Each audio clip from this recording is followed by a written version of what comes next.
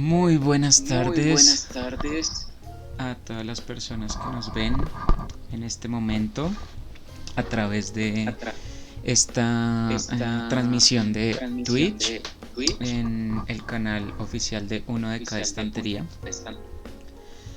Hoy, pues Hoy, como siempre, nos como acompaña siempre, nos su su creadora, fundadora, creadora, directora, fundadora, directora, Kathleen Arenas. Katy Hola Cata, ¿cómo Arenas. estás? Cata, ¿cómo estás? Hola, hola Iván, ¿cómo estás? ¿Me escuchas bien? Sí, Sí. Bueno, muy buenas tardes a todos quienes nos sintonizan, ya sea en vivo a través de nuestro canal de Twitch o en diferido a través de nuestro canal de YouTube. Muchísimas gracias por sintonizarnos, por todo el apoyo que nos dan a diario. Ha sido muy bonito poderlos acompañar en estas tardes. ¿Cómo estás hoy, Iván? muy bien, muchas Muy bien, gracias. muchas Listo y gracias. preparado para Estoy la preparado lectura para la del día de lectura hoy. del día de hoy. Muy bien, bueno, hoy vamos a tener una lectura de un libro que pertenece a una colección que es muy, muy querida por todos de la editorial Norma. Ellos cumplieron el año pasado 30 años con esta colección que se llama Torre de Papel. ¿La conoces? ¿Sabes? ¿Tuviste libros de estos? ¿Tuviste Sí, de los... claro, Sí, claro. por ahí Por ahí tengo tengo Por todos los por dioses todos los dioses. Ujú. y me acuerdo Y me acuerdo sí, me de, acuerdo de varios, sí, me sobre acuerdo todo de el Torre varios, Azul y sobre todo el Amarilla. Torre Azul y Amarillo. Exactamente, sí, bueno, yo tengo muy buenos recuerdos de esta colección, además porque, y se lo comentaba a la gente de la editorial, pues que uno siempre, bueno, son para las personas que no lo conozcan, pues son unos libros que vienen planeados por colores para, pues a medida que uno va cumpliendo como cierta edad, pues va teniendo o desbloqueando diferentes colores. Entonces, empezando por la torre roja, creo que era hasta los 7 años, luego venía la azul, si no estoy mal, no, perdón, la roja, la azul, la amarilla y la verde. Y pues bueno, digamos que el recuerdo así que queda es como que uno siempre quería estar avanzando y pues tener más libros de estos. Entonces, la lectura de hoy viene de un libro también que fue como, pues para mí, como un clásico, que se llama Socorro 10, escrito por la autora argentina Elsa Bornemann.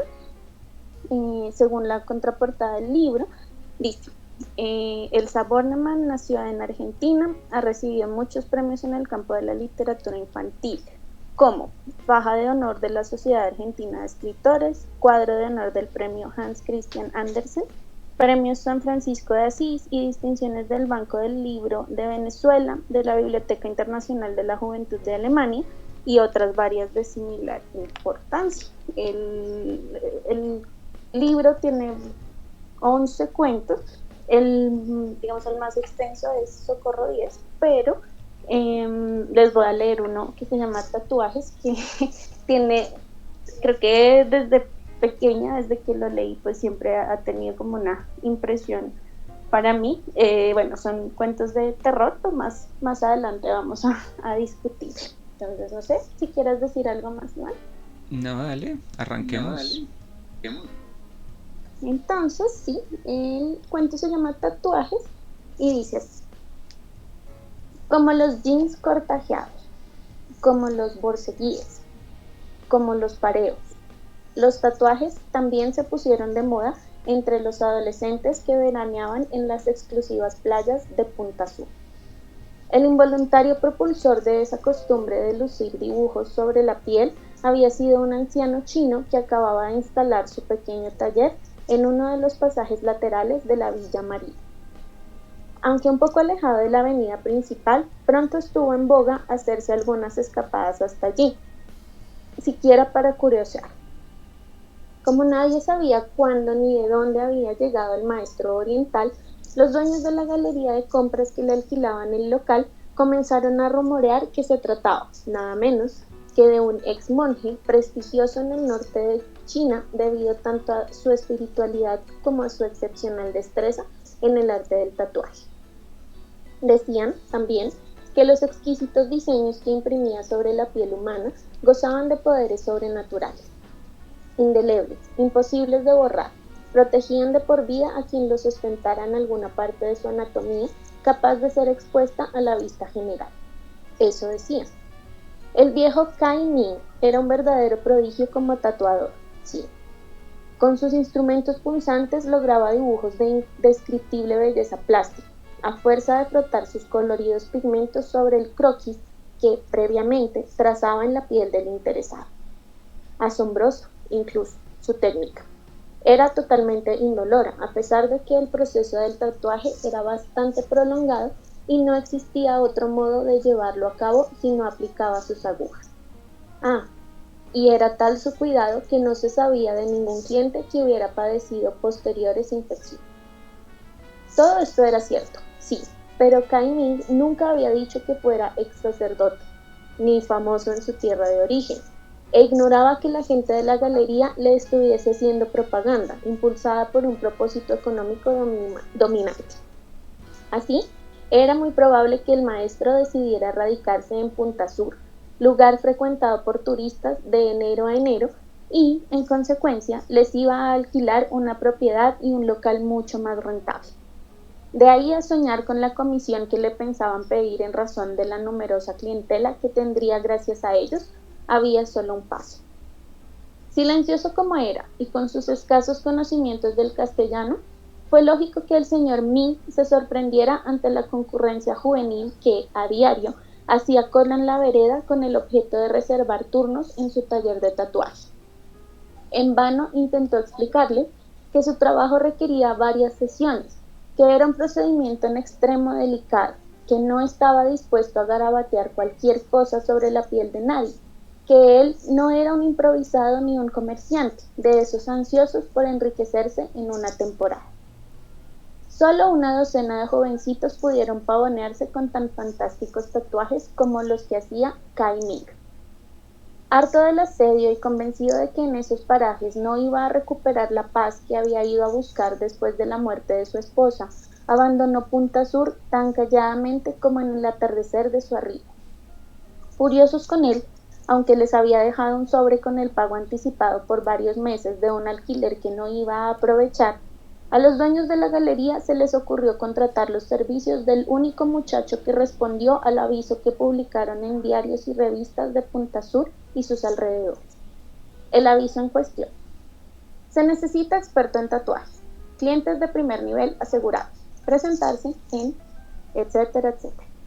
El joven dijo ser bahiano, se hizo llamar Kabul. Pocos días después de la partida de Ming, ya estaba instalado en el mismo local. Como los de la galería le recomendaron que mintiera y proclamara que era un discípulo del maestro chino, el taller volvió a ser visitado por multitudes de jóvenes como él, deseosas de ornamentarse con tatuajes. Y como pocos son los que se resisten a los gritos de la moda, aunque siempre me pregunto quién la oyó gritar, pronto ya andaban casi todos los adolescentes exponiendo sobre sus físicos mariposas, rostros, corazones, nombres, anclas, flores, frases, símbolos religiosos, insignias políticas, angelotes, iniciales, solcitos, gnomos y cuanta figura surgiera de las manos de Kabul, que accedía a todos los pedidos. Sus diseños distaban mucho de alcanzar la perfección de los creados por el viejo maestro, y varios se habían quejado de que el bahiano hacía sufrir bastante al ejecutar su trabajo. Sin embargo, como lo que es moda no incomoda, al nuevo tatuador no le escaseaban clientes. Incluso mujeres y hombres, largamente adultos, se sometían a sus punciones, satisfechos de obtener en una sola sesión lo que a su antecesor le tomaba 6 o 7.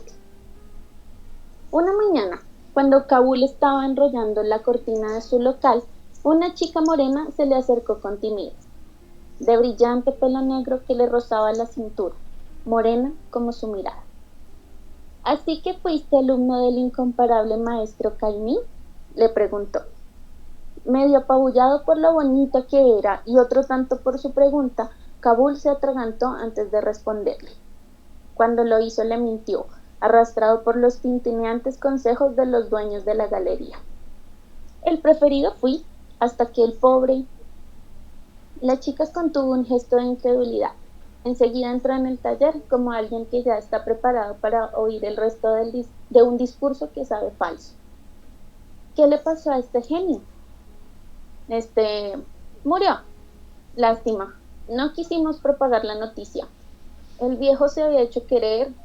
¿Para qué entristecer a los turistas, no? Lágrimas huyeron, sin permiso, de los ojos de la niña. ¡Qué pena! Una pérdida enorme. ¿Y qué hago yo ahora con el dibujo inconcluso que él me estaba tatuando en la espalda? Me enfermé justo antes de las últimas sesiones. Si ese es tu problema, no te aflijas, muñeca, le dijo Kabul. Yo puedo completarlo. Sin embargo, como va a ser una tarea muy especial, siendo mi inolvidable Kainin quien la inició, te va a costar 5 veces más de lo que yo cobro. No sé si estás de acuerdo.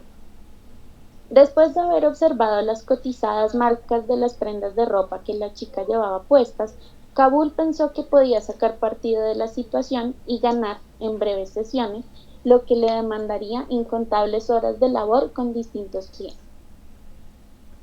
Tengo que usar sus antiguos pigmentos, agregó, de los que ya no se consiguen. No deseo utilizar los míos para no arruinar lo que, supongo, pues es una obra de arte.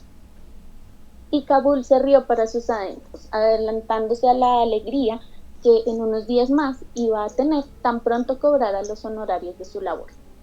Además, ya estaba fastidiado de escuchar ponderaciones acerca de ese chino que creía que el tatuar era una actividad propia de seres elegidos por los dioses. Ya va a ver esta preciosa, pensó. Cómo la despacho contenta y ni cuenta se va a dar de la diferencia que puede haber entre mis diseños y los del viejo. Entonces la invitó a recostarse sobre una camilla. Ella se quitó la camisa y las bermudas y se quedó en traje de baño, que era enterizo, cerrado hasta el cuello por delante, pero con un amplio escote que dejaba su espalda al descubierto. A Kabul se le escapó un quejido, mezcla de repulsa y admiración, en cuanto observó la figura que la chica llevaba semitatuada en la espalda. Pero es un monstruo lo que te estaba haciendo Min. ¿Cómo se lo permitiste? Yo se lo pedí. Lo elegí entre las tantas figuras de su álbum de muestras. Es un kraken y me protege de todo peligro. ¿Un qué? La imagen de un kraken, la réplica, en miniatura, claro, del gigantesco pulpo del Atlántico Norte. Es una criatura marina imaginaria, Kabul. No vas a decirme que te asusta, ¿eh? Es de origen legendario. Falta poco para acabarlo. Vamos, Kabul. Y la niña se distendió sobre la camilla a la espera de que el joven retomara el tatuaje de la interrumpida figura. Concentrado, en un principio, únicamente en la buena suma que iba a percibir por 3 o 4 sesiones más de acupuntura y coloreado, Kabul se recompuso en parte y superó su inquietud. A medida que iba dando los toques que completarían aquella monstruosidad, Kabul sintió una ráfaga de sentimientos contradictorios.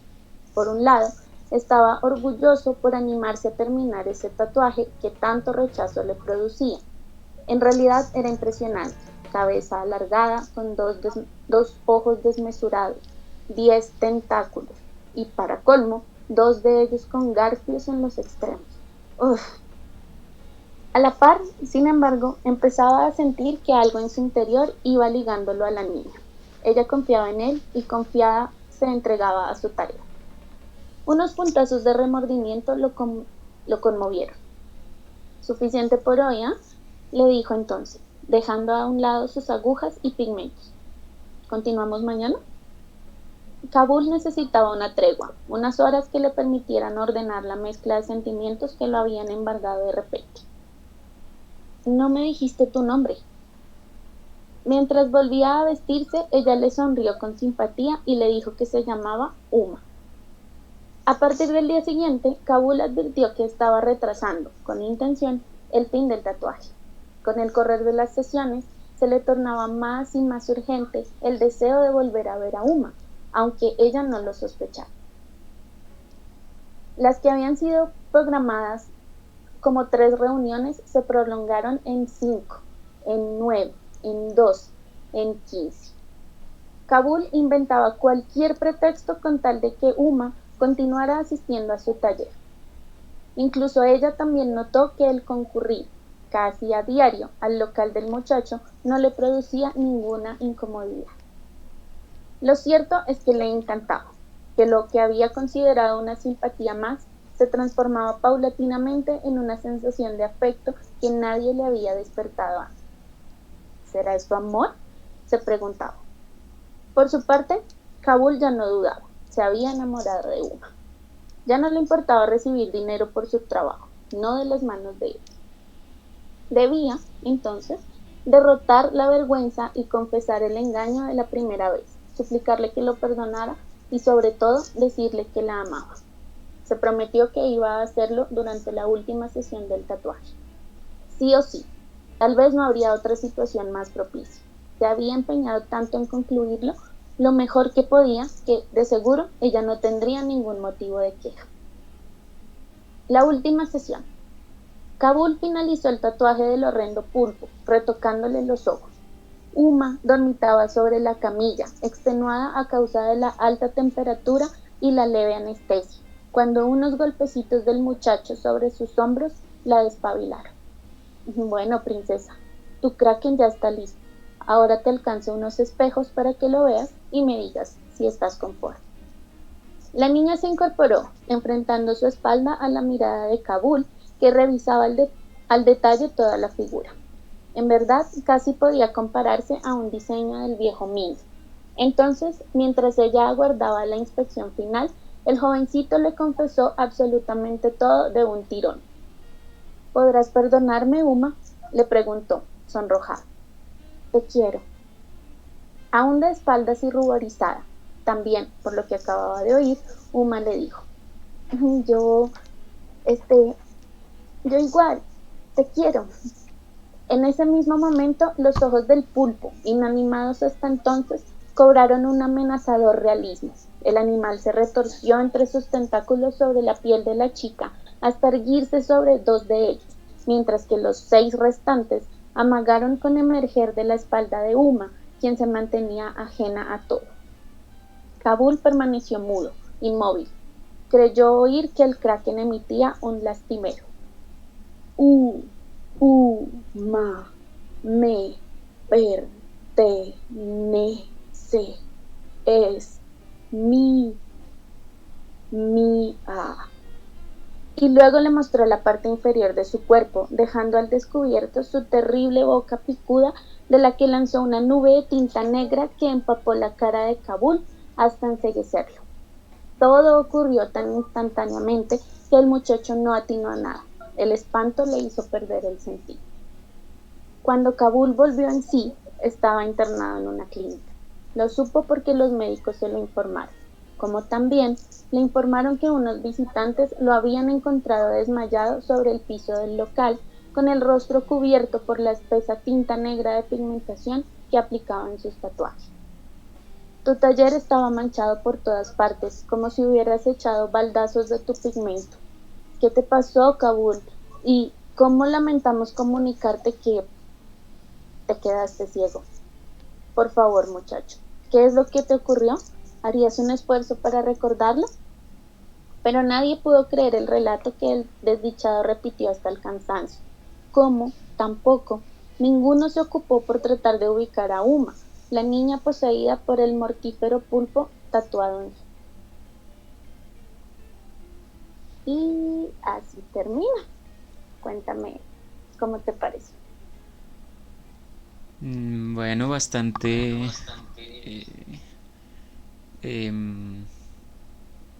tétrico, por llamarlo de alguna manera. Se parece un poco al que leímos ayer. Pues está la misma imagen de la niña, la imagen del pulpo. Entonces me parece chévere como poder trazar esos dos contrastes porque el tono de esos dos cuentos es muy diferente. El de ayer, pues no era un tatuaje, eran otras cosas, eran otras características, pero sí tienen sus puntos en común y se logra notar como el tono diferente en cada uno de ellos. No sé tú qué opinas. Sí, total. De hecho, sí quería que habláramos un poquito, bueno, esto dentro de la colección que comentaba, pues este libro está dirigido a niños a partir de 11 años, o bueno, a lectores a partir de 11 años. Em, entonces sí, creo que, digamos que esto sí lo leí como por ahí, por esa edad, sí, incluso de pronto antes. Y sí, quería preguntarte, eh, tú, bueno, qué piensas de ese género de la literatura de terror para niños? Yo pensaría que no es muy común, pero pues te quería preguntar bueno, qué piensas y qué piensas también de cómo está escrito este relato.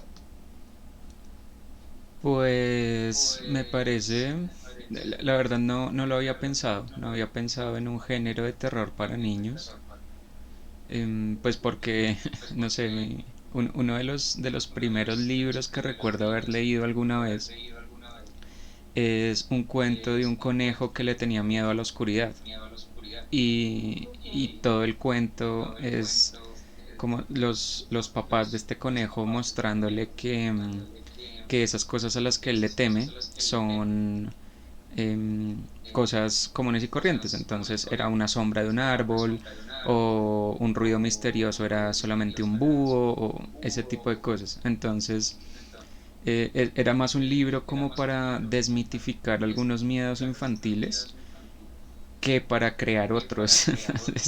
Entonces me parece un poco raro, pero teniendo en cuenta lo que discutíamos ayer, por ejemplo, de cómo algunos géneros literarios se prestan para profundizar en algunas cosas que son un poco más humanas, que son un poco más de relaciones, ese tipo de cosas, pues no suena tan descabellado. Entonces, parece como un género que se podría prestar para explorar esas cosas y pues la literatura para niños, no sé, la concepción que yo tengo es que es una literatura muy enfocada como en despertar valores, como en enseñar cosas, como que siempre tienen algún tipo como de enseñanza detrás y que no son meramente como entretención, sino que tienen como más ese componente de enseñanza detrás. Entonces, no sé, ahorita que estoy pensando, por ejemplo, en algunos de los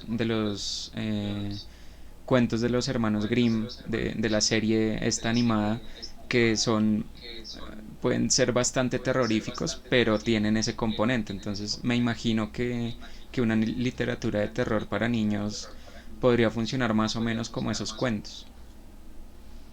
Sí, totalmente de acuerdo. De hecho, bueno, porque, bueno, es una colección que ya tiene un tiempo, pensaría que pues los tiempos han cambiado y todo, pero es muy interesante porque también el año pasado con María Alexandra, con nuestra invitada de una de las sesiones de esta semana, ellos en el Árbol Rojo tuvieron de invitada a una editora de una editorial muy reconocida que se encarga pues de curar o de seleccionar textos para niños y pues hablaba de la esta concepción de literatura moralizante que de pronto sí trata como de más bien como de enseñar y eso, y yo creo que eso está presente en este cuento,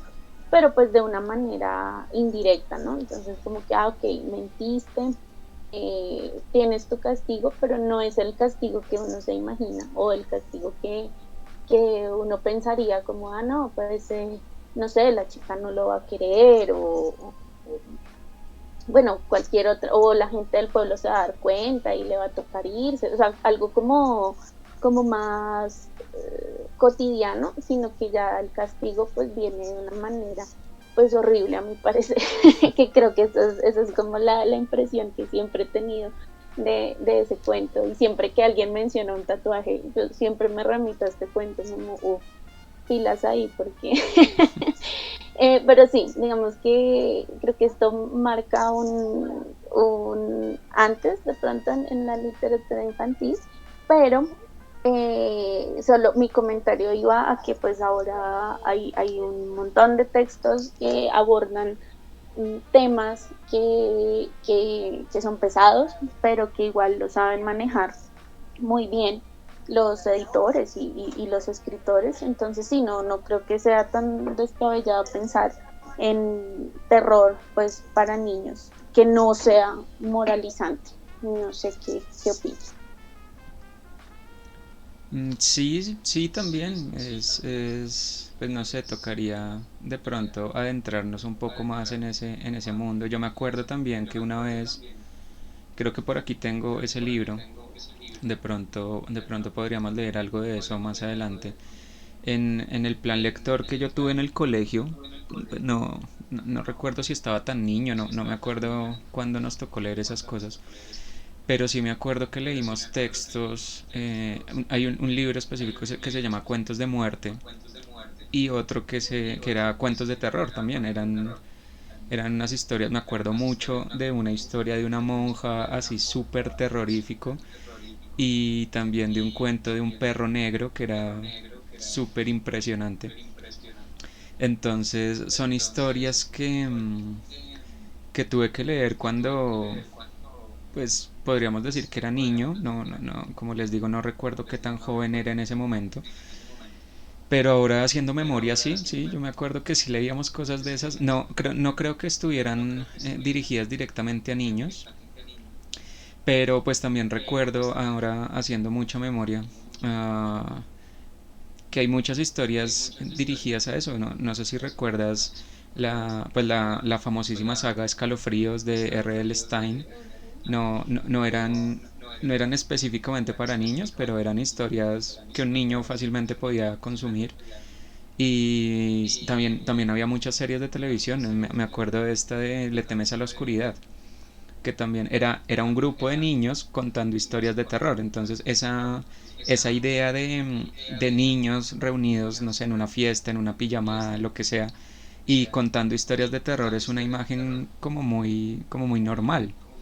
Entonces, sí, pareciera que ese tipo de historias pueden llegar a ser muy atractivas para los niños y puede ser una manera de acercarlos a la literatura a través de historias cortas que los atrapen eh, y pues que tengan estas temáticas de terror que por lo general son como muy atractivas, muy atrapantes, por más de que a uno le genere sensaciones un poco feas, uno como que tiene esa intuición de quiero seguir leyendo, quiero saber qué pasa, quiero saber qué es lo que hay detrás. Y bueno, también tenemos, por ejemplo, el famosísimo caso de Scooby-Doo, que eran historias, pues tenían como otro tono, pero también eran historias de fantasmas, de monstruos, de todo esto. Y ese sí es un producto que podemos decir es enteramente para niños. Entonces sí, me parece que tiene mucho sentido que esas historias sean mucho más comunes para niños, para atraerlos a la lectura a través de unas historias que les pueden llamar más la atención, por ejemplo, que una fábula, por poner algún ejemplo. Ujú, totalmente.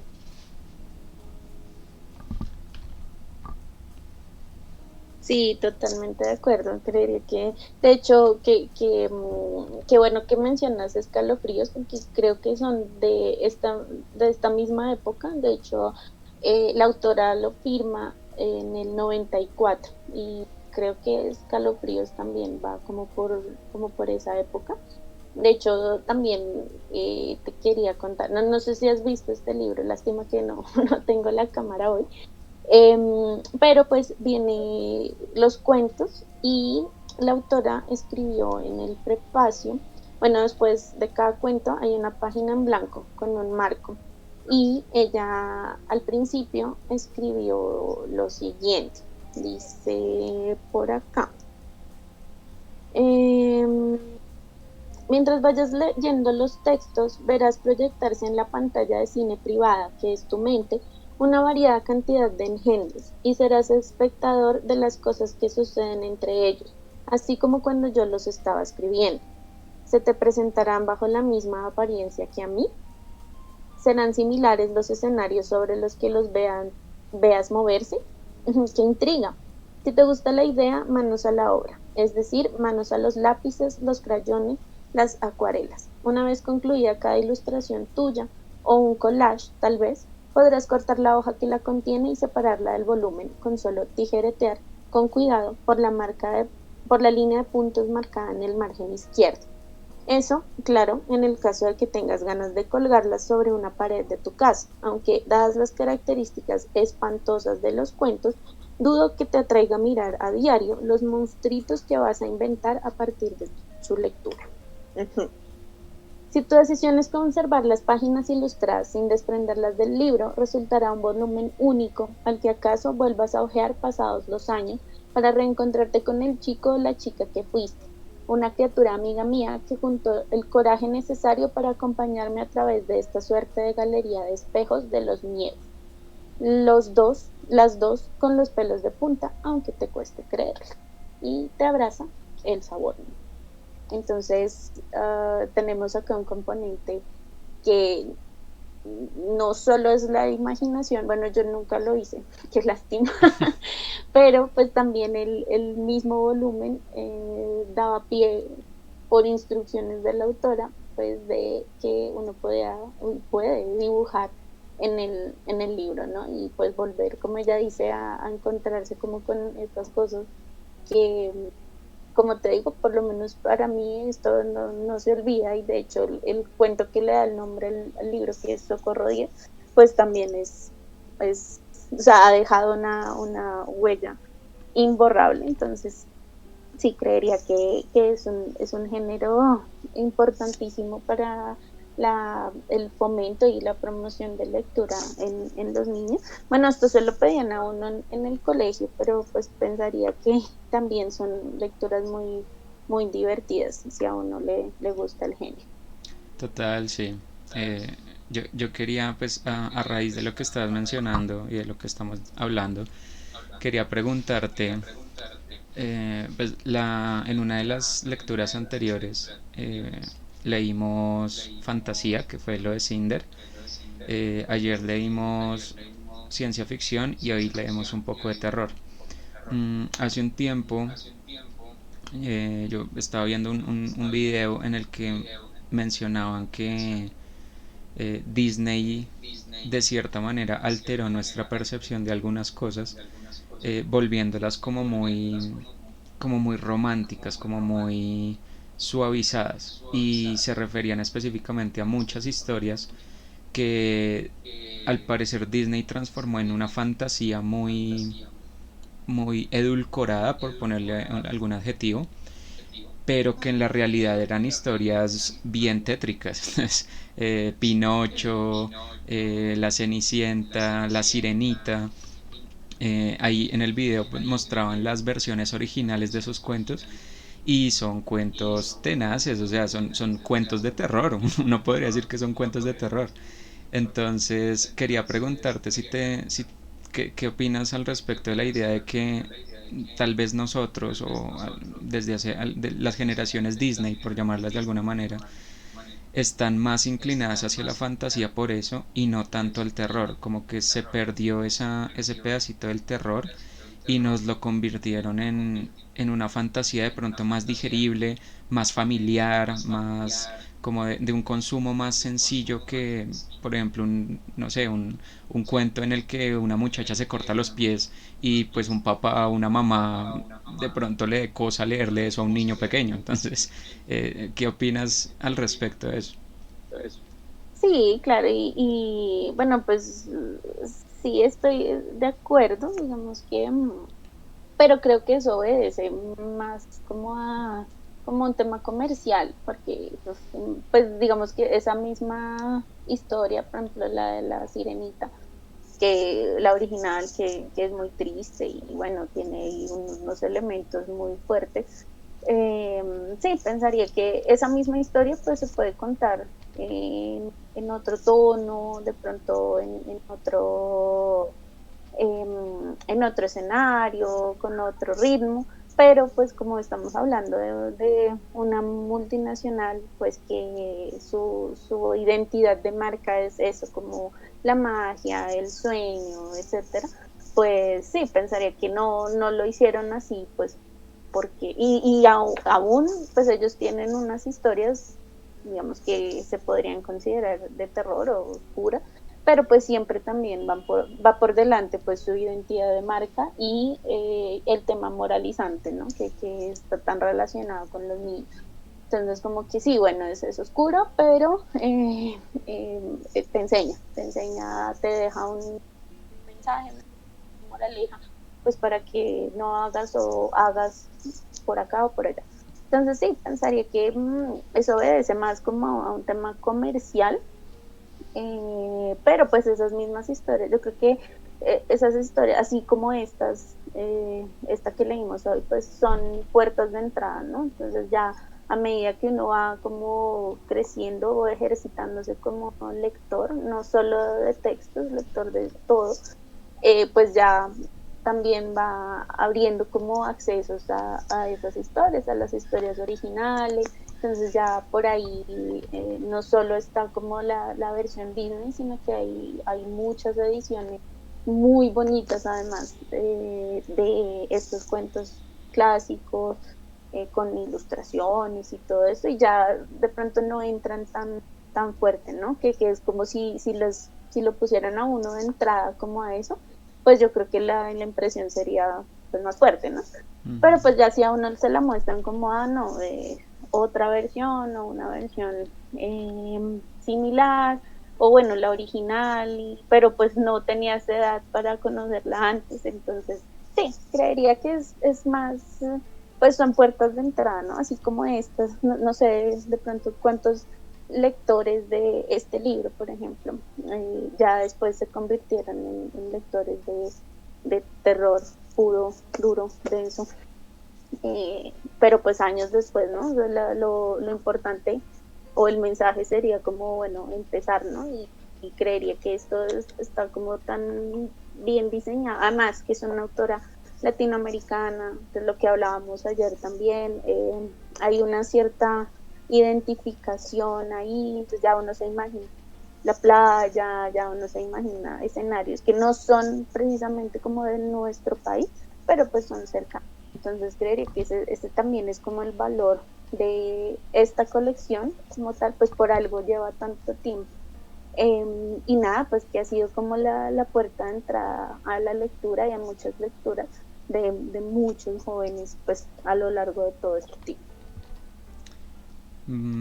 Ahí, a partir de lo que mencionas me surge otra duda que querría hacerte y es, mm, pues ya, si el asunto es un tema más comercial, que yo estoy de acuerdo con eso, em, también hay un aspecto de que enseñanza, no, o no que enseñanza, sino que ¿qué plus le podríamos encontrar al terror en comparación a estos otros géneros que de pronto son más comerciales en el aspecto de los niños?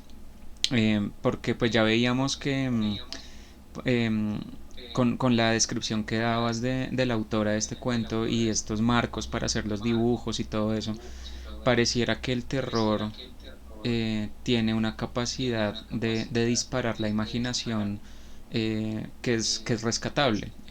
No, pues obviamente la fantasía o la ciencia ficción, por ejemplo, también nos permiten disparar la imaginación en un montón de sentidos, pero el terror como que tiene unas características un poco especiales con respecto a esa imaginación que dispara. Entonces, me gustaría preguntarte qué tipo de cosas o cómo consideras que puede disparar la imaginación al terror que no se parezca a estas otras categorías, y qué otro plus podría tener el terror para ser más llamativo, por ejemplo, para superar esa barrera de lo comercial. Ya podemos estar de acuerdo en que no es tan atractivo desde el punto de vista comercial porque se quiere vender una imagen de marca y etcétera. Pero si uno quisiera impulsar el terror en el género infantil, ¿cómo lo podría vender? ¿Qué añadido podría decir uno que tiene el terror en comparación a otro tipo de géneros? Pues excelente pregunta. Pues yo pensaría ya desde acá, como desde mi ignorante opinión y poca experiencia. Pero digamos que, por ejemplo, la ciencia ficción lo que hace es impulsar de pronto la especulación, ¿no? Sobre tu misma realidad. Pero el terror pues te lleva a escenarios. Bueno, también considero que hay diferentes ramas dentro del terror, ¿no? Pero pensaría que, digamos, la fundamental, o bueno, como la que más podría de pronto atraer a un público infantil, pues sería como la creación de criaturas, ¿no? Y pues la otra, que también me parecería muy interesante y que de hecho es una de las corrientes que he visto, pues podría ser también el terror a partir de lo cotidiano, ¿no? Como lo veíamos ayer, que hay una rama de fantasía a partir de lo cotidiano, pues también hay un terror a partir de lo cotidiano y hay una autora que creo que lo refleja muy bien, que es Anna Starobinets. Bueno, ella también es clasificada dentro de la ciencia ficción, pero tiene textos de terror y cuando uno los va a ver, pues son terrores muy cotidianos, ¿no? Cosas que no, lo mismo que hablábamos de la ciencia ficción ayer, que no tienes que ir, pues si quieres te puedes ir a las criaturas, los universos, bueno, las cosas más, lo que quieras imaginarte, pero también hay una rama del terror que llega desde lo cotidiano, ¿no? Incluso de las relaciones entre los humanos. Incluso creería que, no sé, algo terrorífico para alguien puede ser, por ejemplo, después ahorita de la pandemia, muchos nos estaremos preguntando, bueno, ¿cómo vamos a socializar otra vez, no? Porque siento que eso es, ya uno se desacostumbra, entonces para un contexto, una persona, un personaje, pues eso puede ser un conflicto y puede ser terrorífico, hasta límites inimaginables, ¿no? O sea, entonces, pues pensaría que para los niños, las niñas, esas esas dos características, pues podrían funcionar, ¿no? O sea, como, listo, puedes crear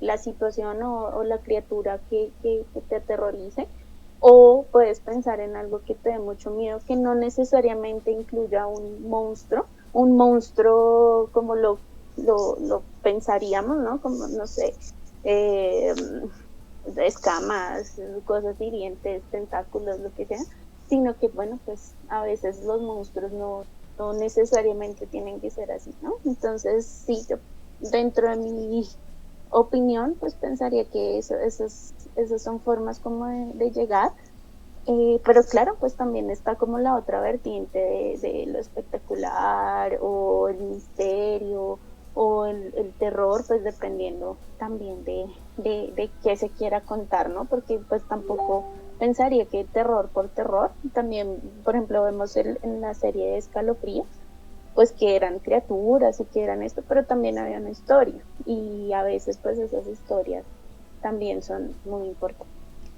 Sí, ese último pedacito que mencionas me parece muy importante porque, pues como ya lo discutíamos ayer con el caso de la ciencia ficción, eh, pues no somos, o sí, creo que los dos estamos de acuerdo en eso, no somos de la opinión de que haya temas vetados para un género específico, o sea, como que todos los géneros pueden hablar de todos los temas, y lo interesante de que cada género aborde los mismos temas no es la repetición o ser como incisivo en el abordaje de ese tema, sino las diferentes perspectivas que nos puede brindar cada uno de los géneros con respecto a ese mismo tema. Entonces, eh, por ejemplo, no sé, uno puede abordar un tema como la esperanza o la solidaridad o ese tipo de cosas desde el punto de vista de la ciencia ficción, por llamarlo de alguna manera,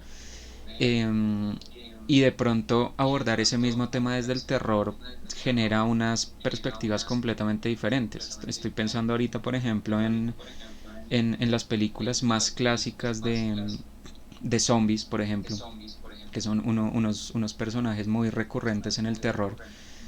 Cuando uno ve esas películas clásicas, el tema de la película no son los zombies, es la humanidad, es cómo reacciona la humanidad a eso. Y cómo sacan sus peores facetas, cómo algunos sacan sus mejores facetas, cómo, no sé, la sociedad se reestructura a partir de una fractura tan grande como un apocalipsis o algo por el estilo. Entonces, me parece chévere que rescatar eso de un género que de pronto se ve, de pronto hoy en día, no sé, pero de pronto se ve más como un género, entre comillas, palomitero, como uno va a ver una película de terror para asustarse y para, no sé, abrazarse a la pareja y ese tipo de cosas. Si uno no piensa en el terror, o bueno, no sé, me imagino que gente que sepa del tema sí lo hace de esa manera, pero me parecería que la concepción general del terror es esa. Entonces, siempre es chévere como explorar esas cosas, que los géneros pueden ir más allá del cliché que uno tiene en su cabeza de qué es el terror. Si alguien acá que nos está viendo que sea muy experto en cosas de terror, pues dirá, esta gente que está hablando, si el terror tiene un montón de cosas, pero Ujú. pues creo que eso es lo interesante de este tipo de cosas y es dar a conocer eso, que, que si uno se empapa un poquito del tema, se puede dar cuenta que el asunto va mucho más allá de una historia para hacerme, no sé, asustar una noche, sino que puedo abordar temas muy interesantes, independientemente que esté hablando de terror, de ciencia ficción, de fantasía, y las perspectivas que nos dan pueden ser muy diferentes, dependiendo del género que Ujú. estemos abordando. Claro, y pues las sensaciones, ¿no? Son también lo que hablábamos ayer, cómo los autores pues mm, llevan sensaciones a a los lectores, ¿no? Y bueno, y como por ejemplo en este libro, sí, miramos que son historias realmente sencillas, pero pues tienen como te digo, yo leí este cuento hace muchísimo tiempo y no se me olvida, o sea, seguro que no, pero es por eso, ¿no? Tal vez por las imágenes que usó la autora, que no tienen que ser intrincadísimas, pues eso si uno se sienta como a escribir terror, pues lo que hemos venido hablando pues no tiene que ser una cosa así súper rimbombante, sino que bueno, a veces estas historias yacen también en los propios miedos, yacen ahí como bajo la superficie y pues solamente basta como, bueno, estimular eso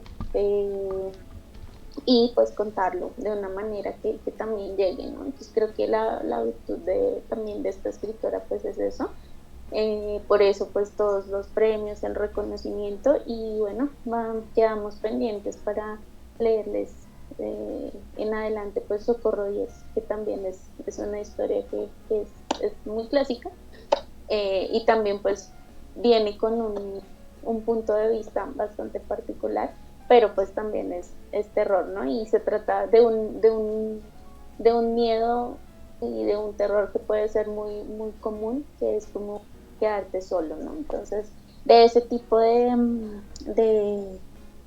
conflictos, pues se puede partir y usar elementos que sean pues muy eh, especiales pues también para los lectores.